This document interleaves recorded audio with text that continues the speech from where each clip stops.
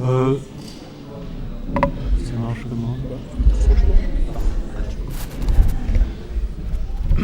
Alors nous avons 1h30 d'échange avec Marcel Tria. Je dois dire que Marcel souhaiterait que dans la salle il y ait des questions ou des avis. Mais ce qui ne nous interdit pas, nous assis à cette table, de poser aussi nos questions à Marcel. Voilà. Donc, je ne sais pas, il y a dans un des documentaires de Marcel qui s'appelle Femmes précaires, il y a 2 extraits que nous souhaiterions vous montrer et qui sont bien raccord par rapport à ce que dit Marcel sur son activité de documentariste. Alors, je ne sais pas, peut-être pourrions-nous voir l'un d'entre eux maintenant, ce qui vous permettrait peut-être de réfléchir à votre prise de parole, ce que vous avez envie de dire. On fait ça, Marcel.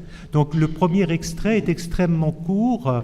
Il est raccord, je le répète, avec l'une des déclarations de Marcel qui dit aujourd'hui rien de pire à la télévision que la prime à l'émotion.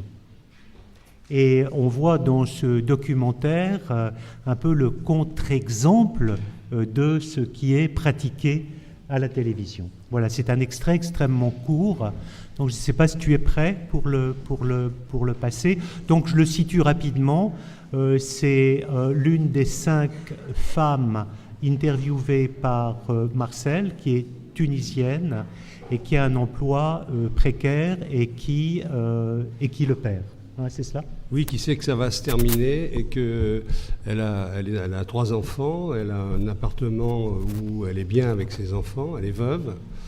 Et donc elle a très très peur, en perdant cet emploi, et ça si on ne lui en propose pas un autre, de perdre son appartement, de ne plus pouvoir payer son loyer. Donc elle est extrêmement inquiète.